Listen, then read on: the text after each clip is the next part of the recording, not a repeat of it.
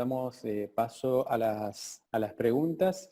La primera pregunta es para el doctor Nicolás Broglie acerca de los quirófanos con presión positiva, perdón, con presión negativa.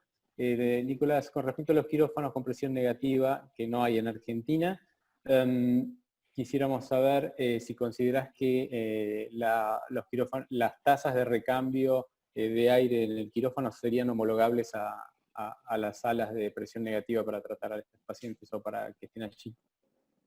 Es decir, en cuanto a la presión negativa, en un mundo ideal tendríamos que tener estos quirófanos, pero no los tenéis en Argentina y podéis estar tranquilos. En España tampoco es que haya tantos. Y es muy complicado invertir un quirófano de presión positiva a negativa. Así que en nuestro ámbito habitual y en nuestra maternidad, por mucho que sea una maternidad de referencia a nivel nacional, no se ha podido hacer y hemos seguido trabajando a presión positiva. O algunos recomendaban directamente de apagar el aire acondicionado, pero cuando estás en verano y puede hacer 40 grados en tu quirófano, además de que pues el EPI calienta y deshidrata enormemente, pues al final preferimos trabajar en presión positiva. Ahora, en cuanto a tu segunda parte de la pregunta de la tasa de recambio, pues son detalles técnicos de cada quirófano, ¿no? Y se considera que hace falta entre 2 y 3 ciclos de recambio del aire para considerar que está libre de virus o que los pocos virus que haya sean inofensivos. Y lo que hacemos cuando terminamos un procedimiento en quirófano de una paciente que sea COVID positiva es que dejamos pasar pues 203 horas, 200 minutos, que es el ciclo de recambio del aire en nuestros quirófanos, que dependen también de cada motor y de cada instalación, que los técnicos de cada hospital os pueden decir exactamente cuáles son las características de cada quirófano para pues, adaptar este ciclo para que la gente de la limpieza no corra el riesgo de contagiarse durante el procedimiento de limpieza de estos quirófanos altamente contaminados, dado que ha habido secreciones y sangre y líquido amniótico que pueden también contaminar todo el quirófano. Gracias. La próxima pregunta es para la doctora Emilia Guayarévalo. Con respecto a la profilaxis para la trombosis con heparina bajo peso molecular, ¿qué pasa si la paciente está con la profilaxis instaurada y desencadena un trabajo de parto? La consulta es, ¿qué hacemos con esa paciente?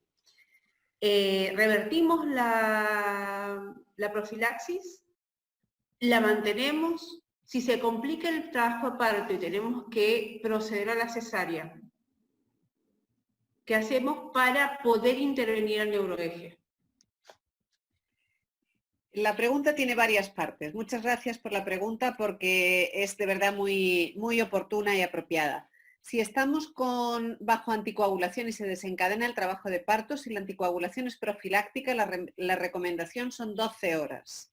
Y si es terapéutica, la recomendación es 24 horas antes de instaurar una analgesia o cualquier técnica neuroaxial. Sin embargo, todo se debe valorar riesgo-beneficio. Si estamos en las primeras 4 horas después de la administración de la heparina, no se debe pinchar bajo ningún concepto porque es el momento de las concentraciones plasmáticas máximas de la heparina, con lo cual la opción es anestesia general.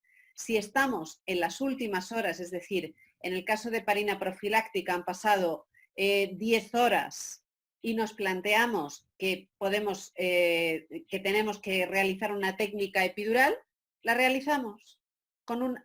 Epidural quizás sería un poquito más controvertido, pero si hay que hacer una cesárea con anestesia espinal, con una aguja fina, si estamos al final del intervalo, la valoración riesgo-beneficio posiblemente sea beneficiosa. Por supuesto, esto es una opinión personal y no figura en ninguna guía. Yo no revertiría nunca una anticoagulación en una paciente con COVID, puesto que los fenómenos tromboembólicos son muy frecuentes e importantes y creo que el riesgo de un hematoma epidural o de una anestesia general no es comparable al riesgo de una muerte por tromboembolismo pulmonar. Doctora, ya que estamos continuando en esta línea, le hago una consulta también que surgió en una de los chats. El uso de ácido tranexámico. El uso de ácido tranexámico no está en absoluto recomendado en estos pacientes, así como es una medida de primera línea en una paciente obstétrica que sangra más de lo normal, que pasa de 1 litro en una cesárea o de 1,5 litros en una cesárea de hemorragia. No debemos de utilizar tranexámico alegremente en este tipo de pacientes, puesto que al inhibir la fibrinolisis favorecemos la aparición de trombosis y podemos precipitar la aparición de un tromboembolismo pulmonar o de un fenómeno trombótico de cualquier tipo. La próxima pregunta es para el doctor Mauricio Vasco. Mauricio, si estás allí. ¿Cómo es la política del acompañante en el marco de la pandemia? Sí, muy buenas. No, aquí se ha decidido en el marco de la pandemia, sobre todo por el tema de minimizar el personal que pueda ser asintomático portador, porque ante los sintomáticos pues está claro que no se permite el ingreso ni siquiera a la institución. Para disminuir esa probabilidad del asintomático portador, hay una política de no acompañante en los servicios obstétricos ahora durante la pandemia. Esto ha sido un tema de controversia. Cuando tuvimos un webinar en el que nos acompañó Emilia con Ruth en Nueva York, esto fue una política que se revirtió rápidamente por condiciones sociales en una de las instituciones de allá, pero en general yo considero que tenemos que ser cautos y hacer un llamado a que posiblemente no es la mejor época para tener una persona de rutina y se debe individualizar como en todo la presencia de acompañante en los casos en que se vaya a considerar.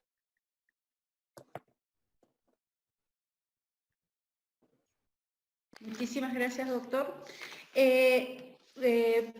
Quisiera hacer una consulta, o sea, una pregunta, porque en base a haberlos escuchado a ustedes que ya han pasado la pandemia, y me llamó mucho la atención la presentación de la doctora Gabriela Moyano con respecto al sistema de salud y la estandarización de las maternidades. Es una consulta más quizás organizativa, que quizás ustedes ya lo vivieron a esto y no tuvieron la oportunidad de mantener instituciones libres de COVID, a diferencia de nosotros que por ahora nos estamos organizando y no estamos llegando al pico real. Si ustedes ven beneficioso clasificar las maternidades y dejar maternidades libres de COVID, quizás en un momento de transmisión comunitaria esto sea inevitable, pero si es sustentable manejar maternidades libres de COVID y maternidades solamente destinadas a pacientes COVID.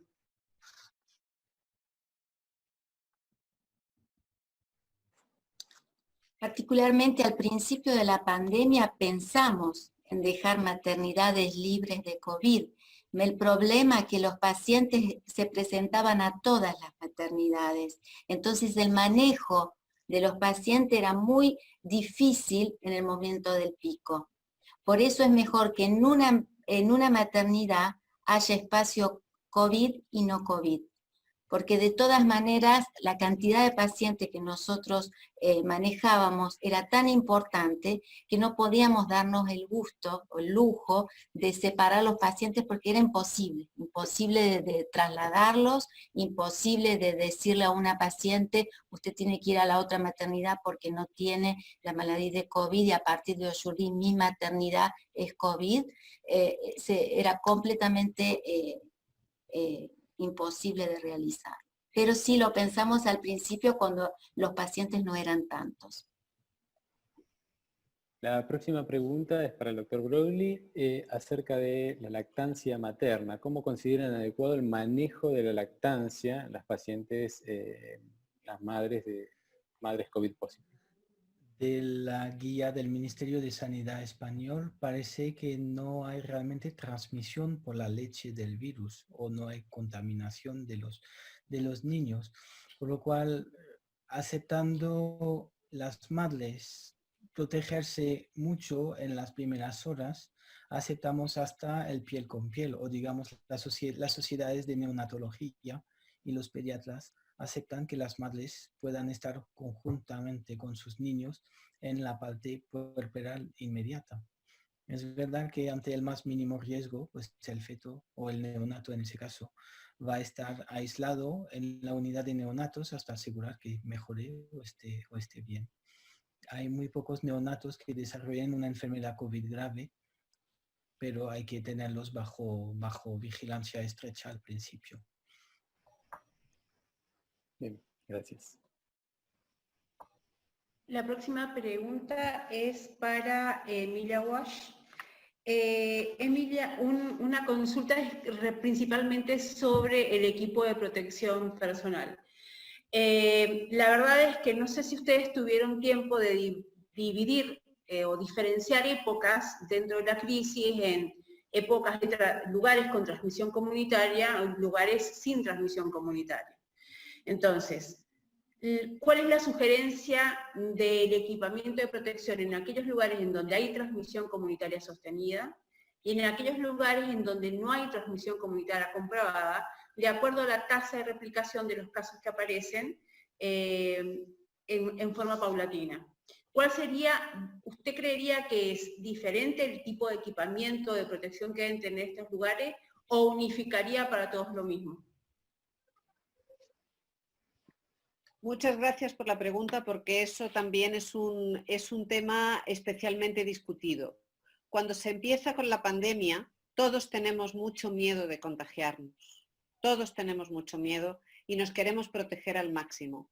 Creo que lo que tenemos que hacer en este sentido es protegernos según dicen las guías y en función de los procedimientos que generan o no generan aerosoles. Y tenemos que ser conscientes que los equipos de protección individual no son infinitos. Yo lo estandarizaría en función de los procedimientos generadores de aerosoles o el riesgo de que el procedimiento se complique. Y utilizando el símil que he puesto en la presentación de semáforo, procedimientos verdes de bajo riesgo, procedimientos amarillos de riesgo intermedio y procedimientos rojos de máximo riesgo, que son la intubación, tanto prevista como imprevista. Muchísimas gracias, doctora. La próxima pregunta es para la doctora Moyano Tidú. Gabriela, la consulta es si realizan la oxigenación con cánula nasal durante una cesárea con bloqueo subaracnoideo. Si tienen alguna limitación con respecto a eso o no.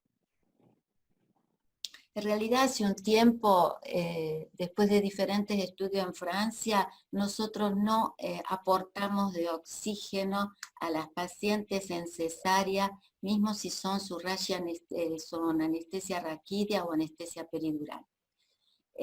No hay un aporte suplementario, que el oxígeno ambiental, porque estos estudios franceses que se realizaron dice que no mejora la oxigenación a la madre el hecho de aportarle oxígeno, o sea que no hay una diferencia de oxigenación importante, por lo que los pediatras y los neonatos decían que la hiperoxigenación que en la cesárea puede pasar, en algún momento perjudicar al neonato. Entonces, a partir de estos estudios, no me acuerdo, fueron 2010, 2011, creo, dejamos en Francia de aportar de oxígeno en la raquianestesia y en la cesariana superidural, SOF en los códigos rojos, donde hay anomalía de ritmo cardiofetal, que ahí es necesario aportar el oxígeno. En cuanto al COVID, en los códigos rojos, donde necesitamos aportar oxígeno, le aportamos el oxígeno con máscara, no con cánula. Muchísimas gracias, doctor. La siguiente pregunta es para la doctora Carolina Álvarez. La consulta es cómo están manejando o si se sigue respetando el parto humanizado en la institución con respecto al ingreso de algún acompañante a la sala de parto, más allá de lo que el doctor Vasco citó, que en sus lugares esto ya no estaba permitido. Acá en la institución, en la clínica Cerdá, ¿se está permitiendo los partos humanizados? No, en la maternidad Sardá no entra ningún familiar durante el trabajo de parto, solamente el familiar, solo esposo o un familiar por paciente puede ir a conocer al bebé a la sala de neonatología, pero no concurre a la sala de partos y mucho menos está junto a la paciente durante el trabajo de parto. También está prohibido el ingreso del familiar de las cesáreas, todas cesáreas programadas o de guardia. Habitualmente en la cesárea programada en la maternidad Sardá se le daba el equipamiento que corresponde para protección al padre e ingresaba. Cuando comenzó la pandemia, los padres o familiares únicos que podrían llegar a entrar a la cesárea, a la sala quirúrgica, también fueron prohibidos. Los familiares esperan en la puerta del hospital y solamente pueden ingresar por 1 hora luego de haber pasado un triage. Puede ingresar el padre a estar, por ejemplo, en la sala de internación de las pacientes que no son positivas o sospechas, puede ingresar solo por 1 hora durante el día. No se permite acompañante nocturno de la paciente en las salas de internación. Y en las salas, por supuesto, está más decirlo, sospecha o COVID, las pacientes aisladas no ingresan familiares. Muchísimas gracias, doctor. Perdón, la próxima pregunta es para el doctor Mauricio Vasco. Esta es una pregunta interesante en el marco de que en Argentina se han suscitado algunas discusiones desde el punto de vista ético y desde el punto de vista legal también. Y la pregunta es si existen o usted tiene conocimiento de directrices de no reanimación en pacientes COVID positivos.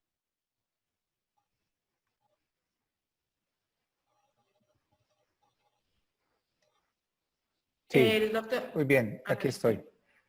Se han generado lineamientos, no difieren mucho y digamos que la dificultad no es cuando se toma la directriz, o sea, la tendencia es a definirlas claramente. Nuestra Sociedad Colombiana de Cuidado Intensivo en su protocolo de atención en el capítulo de ética y en las connotaciones de reanimación pulmonar, pues las tiene en cuenta.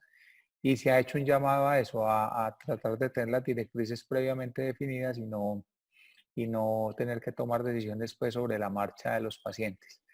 En todo caso, en los escenarios de reanimación cardiopulmonar han aparecido 2 escenarios interesantes. Uno es cuando los pacientes están en prono. Ha sido un reto y una discusión interesante. Y el segundo es cuando por algún motivo el grupo no tiene los elementos de protección personal colocados y cómo se debe actuar. La primera premisa ahí siempre ha sido no iniciar sin los equipos de protección con el tiempo que éste requiera para colocarlos adecuadamente. Y definitivamente el tema de prono es muy discutido. Hay algunos grupos que han recomendado iniciar compresiones desde la espalda como hacemos en empezar ese soporte mientras llega el servicio de apoyo con el adecuado EPP para poder poner en supino adecuadamente al paciente y continuar. Entonces, eso es lo que podría comentar relacionado con el tema.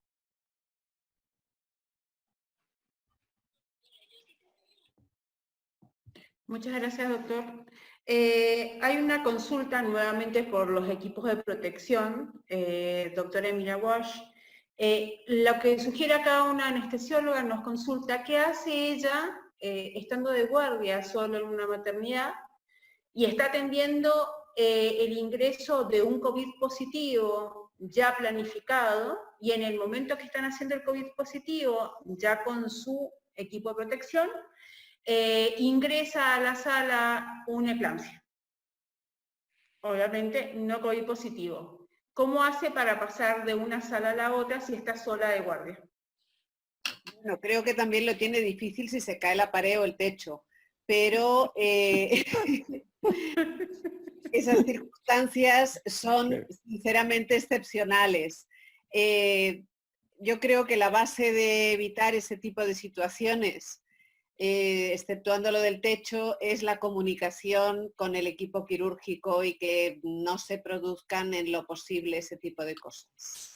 Tratar de comunicarse y evitar ese tipo de urgencias vitales todas a la vez. Pero bueno, hay ocasiones que no tengo respuesta para decirle que qué hace con el EPI.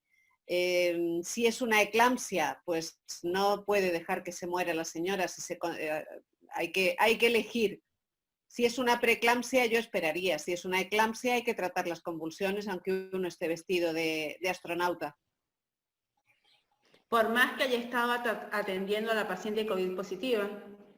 Me Es parece que una va enfocada la pregunta por ese lado. pero- En la se saca el equipo rápido con el riesgo de poder contaminarse el médico, o se va con el equipo aunque pueda contaminar a la paciente. Si a mí me pasara esa situación, me iría con el equipo. Porque la paciente con la eclampsia debe sobrevivir. Bien. Bien. La próxima pregunta para el doctor Broglie es acerca de su opinión sobre las cajas acrílicas, es decir, las aerobox, sobre los videolaringoscopios y sobre las bolsas de plástico y su utilización para la intubación. Es un elemento que cuentan, imagino que videolaringoscopios sí, pero bueno, si tienen experiencia con las cajas acrílicas y la utilización de las bolsas de plástico. En cuanto a las cajas acrílicas, desafortunadamente no disponemos de estos dispositivos. Bien, es cierto que pues, están descritos en la literatura, lo han utilizado también en Argentina y funcionan muy bien cada vez que están bien dimensionadas y que permitan pues, manejarse para proceder a una intubación o a un manejo de la vía aérea por debajo. Es cierto también que limitan mucho la difusión de microgotas y permiten pues, limitar el contagio de personal sanitario alrededor de la enfermera, alrededor de la enferma, por lo cual es recomendable intentar usarlas. En cuanto al plástico, sí lo hemos usado y sí lo usamos, tanto en la inducción como en el momento de la extubación traqueal de la paciente, y nos permite también evitar que tosa, y cuando tose la paciente, pues que la tos se mantenga o las gotas se mantengan dentro del marco alrededor del plástico y por debajo de la tubuladura. Son recomendables estos dispositivos. Si es de acrílico y lo tenemos, pues fantástico. Y si no, pues lo que llamamos el Système B en Francia, ¿no? El bricolaje de plásticos que tuviéramos transparentes a través del que pasamos el sistema del respirador y que nos permite pues, limitar la difusión de microgotas en el ámbito, en el aire alrededor de la paciente. Bien, gracias. Muchas gracias. La siguiente pregunta es para la doctora Gabriela Moyano. ¿Es necesario realizar hisopado a todas las pacientes que estén para algún procedimiento programado en la maternidad, o sea, una cesárea programada puntualmente? Nosotros sí, todos los pacientes que entran a quirófano por cesáreas urgentes o por cirugías urgentes o cesáreas programadas, le hacemos el hisopado 48 horas antes. O sea que ustedes tienen, y reforzando lo que dice Emilia Bosch, un sistema de comunicación en donde las pacientes se detectan, o sea, tenemos con un tiempo antes la cesárea ya electiva, 48 horas antes le hacemos el hisopado y recién se haría el procedimiento. ¿Sería así? Las cesáreas que son programadas, ya sabemos que la semana que viene tenemos la cesárea, todos los días una cesárea programada, o 2 o lo que sea, y 48 horas antes la hacemos venir a la paciente para hacerle un monitoring del bebé, le hacemos la visita de anestesia y aprovechamos a hacerle el hisopado de PCR. 48 horas, ¿por qué? Porque nuestro laboratorio supuestamente en 24 o 36 horas nos da el resultado, pero tratamos de hacerlo 48 horas antes por estar seguros de tener el resultado. Porque ningún paciente entra a quirófano en cirugía programada, ya sea cesárea o cirugía semiurgente, sin el estudio virológico. Emilia, Nicolás, ¿en sus instituciones es exactamente igual? Sí, en nuestro hospital se hace exactamente igual. Se hace el hisopado a todas las pacientes. Pero al principio de la pandemia todavía eso no se sabía y estuvimos como un mes sin que se hiciera. Y en el Hospital La Paz tenemos la suerte de tener el resultado de la PCR entre 3 y 4 horas.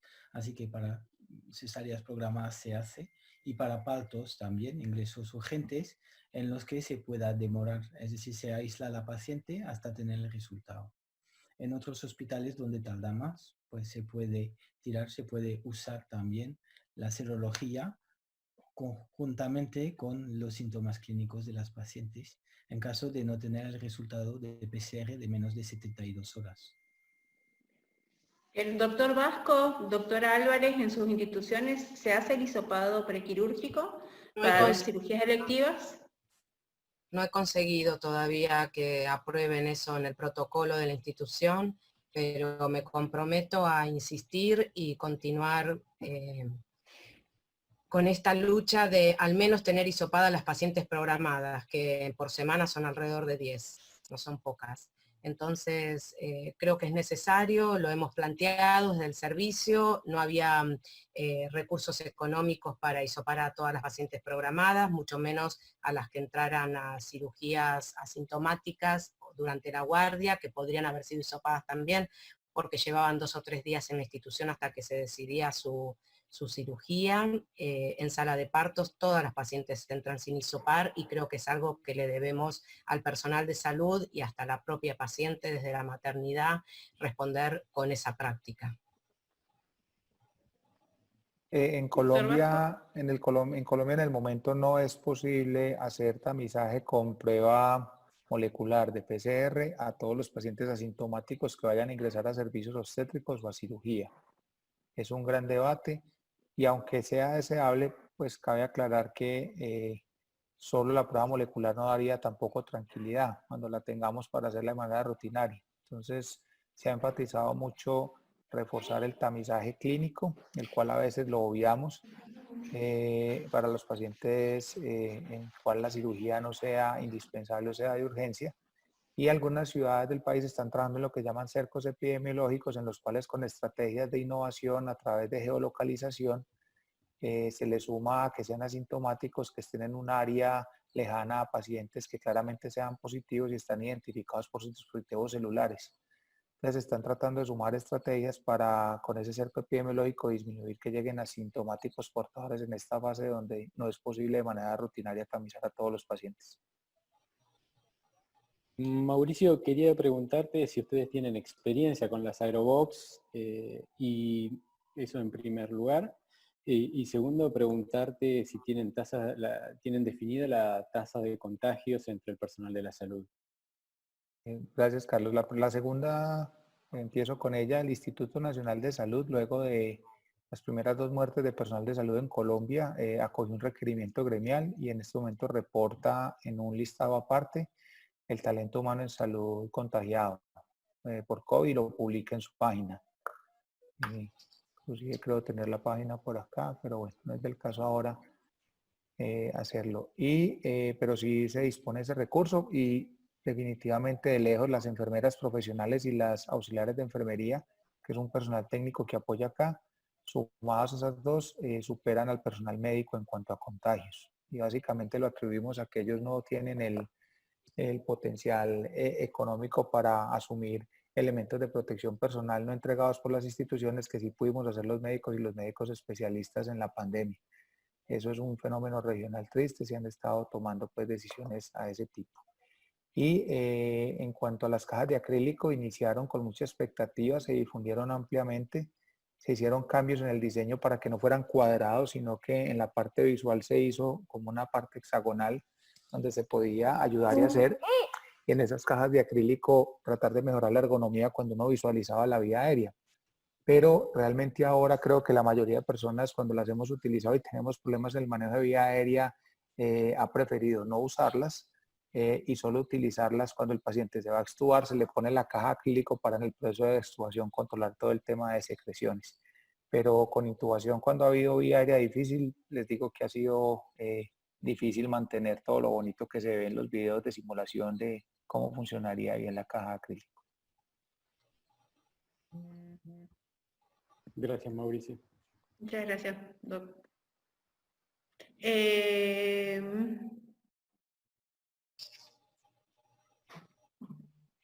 Acá están preguntándome para el doctor Broglie con respecto a la anticoagulación. Sí, después de en las pacientes COVID, ¿no? Una vez que nosotros iniciamos la profilaxis, la paciente tiene la cesárea o su parto y luego se va a su casa. ¿Cuánto tiempo más en el puerperio se debe mantener la profilaxis en estas pacientes? Al menos, diría, al menos 15 días realmente, y a prolongar en función de la sintomatología y del nivel de gravedad de la enfermedad. Si es una paciente asintomática con 15 días y habiendo comprobado de que la enfermedad no ha ido a más y que se ha recuperado bien la paciente, ya se va a movilizar por ella sola, va a empezar a tener una actividad y una vida normal, podrá salir de casa y ya estará ya fuera de periodo de confinamiento, entonces ya podemos decir que está fuera de riesgo o fuera del mayor riesgo de trombosis. Muy bien, doctor. Muchísimas gracias. Muchas gracias, doctor Broglie. Últimas dos preguntas, así ya los liberamos y los dejamos descansar. Me imagino que están todos muy agotados. Esta pregunta es una pregunta que, como acá decimos, que llueve de muchos anestesiólogos, que es una gran discusión acerca de esto, así que la hago extensiva a todos los disertantes. ¿Cuál es su opinión acerca de la utilización de dispositivos supraglóticos, ¿sí?, en la paciente obstétrica? Léase dispositivo supraglótico para el manejo de un legrado, para el manejo de algún cerclaje. ¿Cuál es la opinión que les merece la utilización de este dispositivo? ¿Les parece? Me gustaría Doctor iniciar. Sí. A ver, nosotros acogemos la recomendación británica de en procedimientos selectivos no utilizar supraglóticos. Hemos migrado del legrado ginecológico o obstétrico temprano, que mucha gente prefería hacerlo con técnicas de sedación o anestesia general. Con dispositivos supraglóticos hemos migrado a hacerlos con técnicas regionales, espinales con el nivel adecuado sensorial para hacerlo y digamos que no ha sido traumático para algunos servicios porque muchos servicios ya de rutina utilizaban este tipo de técnicas de espinales ambulatorias. En cuanto a los dispositivos supraglóticos, creo que si lo tenemos en cuenta dentro del protocolo como estrategia de rescate ante vía aérea difícil no anticipada, tendría su indicación y debería ser un supraglótico de segunda generación, en los cuales con la vía alterna permiten tener una verificación de sello que sería superior a la que puede dar una máscara laringea convencional. Entonces, bajo esa figura de rescate en vía aérea difícil, podría justificarse en el marco de la pandemia. Mi opinión es totalmente coincidente con la de Mauricio, exactamente igual. Nosotros también tenemos la misma conducta. Bien. Carolina Álvarez. Hemos solamente dejado todo lo que es material supraglótico para algún acceso dificultoso de la vía aérea durante una emergencia, pero no lo hemos tomado como para continuar utilizándolo en algún procedimiento, ya que de elección hemos preferido manejarnos con técnicas espinales. Perfecto, quedó clarísimo, muchas gracias. Bueno, yo voy a pecar, yo sé que es la última pregunta, pero les voy a hacer dos preguntas a todos juntas. Primero, ¿qué piensa de la formación de la residencia o de los residentes en esta época de pandemia? ¿Qué rol ha tomado o qué ha pasado con la educación en esta época de pandemia? Y segundo, esta crisis que nos ha tocado vivir a todos, ¿a ustedes consideran que nos ha hecho ver que estábamos trabajando mal en el manejo diario de nuestra labor dentro de un quirófano?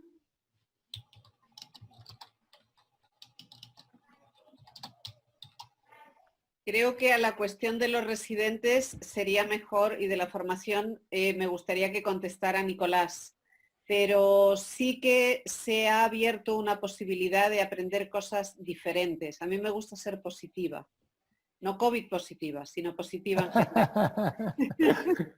Me gusta ser positiva. Entonces se ha ofrecido una oportunidad de aprendizaje de cosas diferentes y a nuestros residentes se les ha ofrecido también una oportunidad de madurez personal y profesional, porque se les ha enviado a las zonas donde había muchos pacientes críticos y eso estoy segura que les ha hecho madurar y reflexionar sobre muchas cosas. Pero con respecto a la formación de nuestros residentes, Nicolás es tutor en nuestro hospital y me gustaría que aportase su opinión.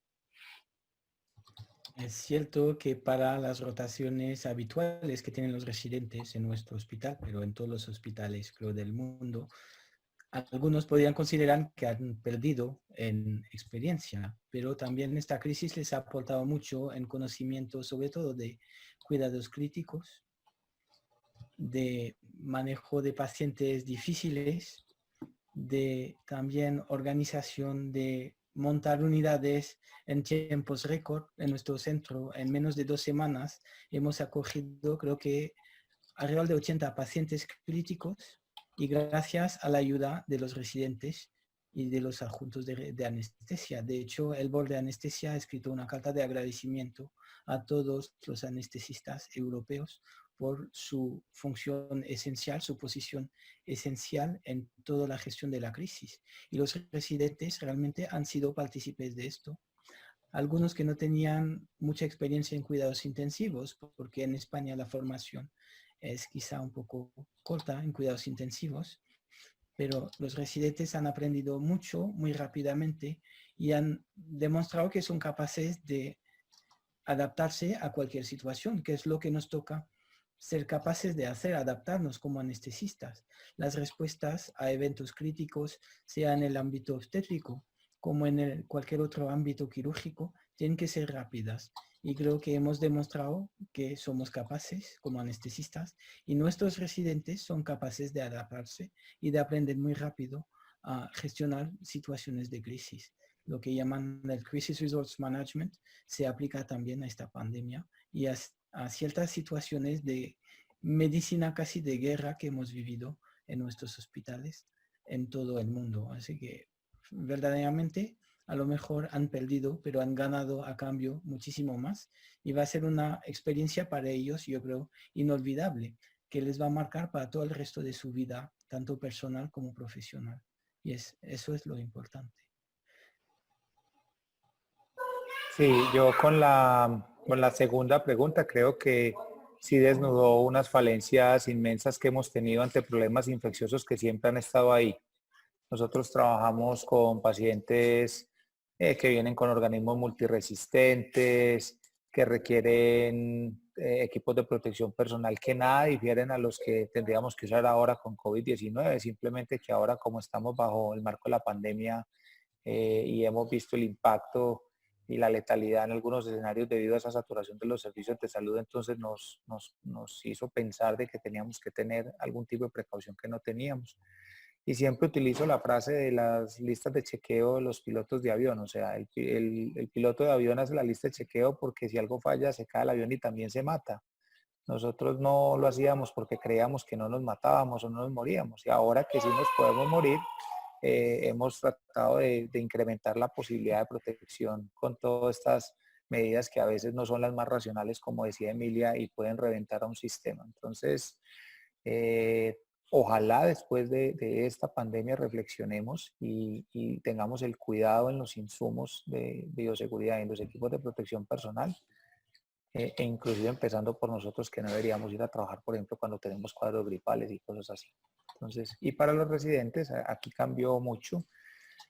Básicamente el punto que queda ahora es el balance entre un residente va a un centro de práctica y por utilizar equipos de protección personal puede agotar los equipos para cuando vaya a haber el desabastecimiento focal. Ha habido como una discusión relacionada con eso. Aquí el residente, a diferencia de Europa, no es pago, no es un personal asistencial que su responsabilidad sea hacer funciones asistenciales delegadas. El estudiante de posgrado es un estudiante y es una persona que tiene en algunos pues, centros universitarios un control muy específico y no se necesitaría para hacer funciones asistenciales. Entonces, en ese orden de ideas, muchos estudiantes y universidades ahorita en la pandemia suspendieron la ida de los residentes y el personal en formación a los escenarios de más alto riesgo y en la medida en que se vaya haciendo la reapertura y se dispongan los equipos de protección personal, ellos se volverán a ir a reinsertar a estas actividades. Bueno, Lorena, si estás de acuerdo, damos por finalizada la actividad. Quería agradecerles a todo este grupo de colegas, pero antes que colegas son amigos. Para mí es un placer que nos hayamos podido reunir y que hayan puesto todo de ustedes para transmitirle a nuestros colegas argentinos y de Latinoamérica que nos están mirando todas sus experiencias y su invaluable labor. La verdad que los felicito porque ustedes han sufrido el pico y como decimos aquí en Argentina, nosotros tenemos el diario del lunes. Es decir, nosotros vimos lo que les pasó, entonces eso nos da un tiempo de adaptación de lo que es el sistema de salud. Es cierto que nuestro país es un país, mal que le pese a nuestros políticos, un país eminentemente pobre, con altísimas desigualdades, razón por la cual existen muchas aristas en esta pandemia. Pero bueno, por nosotros les queremos agradecer infinitamente, Emilia, Nicolás, Gabriela, Carolina, su participación, Mauricio, muchísimas gracias. Siempre, todos ustedes, siempre, también como decimos aquí en Argentina, al pie del cañón. Les agradecemos muchísimo, los queremos mucho y bueno, esperemos poder encontrarnos en una próxima reunión y bueno, cuídense muchísimo, muchísimo, muchísimo, que aún hoy el problema sigue estando allá, aunque nosotros todavía no sufrimos el pico, pero bueno, todos sus consejos los tomamos y los transmitimos a toda nuestra sociedad. Muchísimas gracias a todos, gracias por haber estado acá. Si hubiéramos estado más cerca, quizás nos salimos a tomar unas copas de vino y festejar que esto va a pasar, y ser positivos en que entre todos nos vamos a ayudar para traspasar o pasar esta pandemia lo mejor posible. Muchísimas gracias a todos. Hasta luego. Gracias a ustedes. Cuídense mucho y a las familias, por favor. Cuídense Gracias. mucho. Hasta pronto. Gracias igualmente. Muchas Hasta gracias. pronto y cuídalos Gabriela, Emilia y Nico, disfruten ese verano. Hasta pronto. mucho. Igualmente. Disfruten el verano. Sí.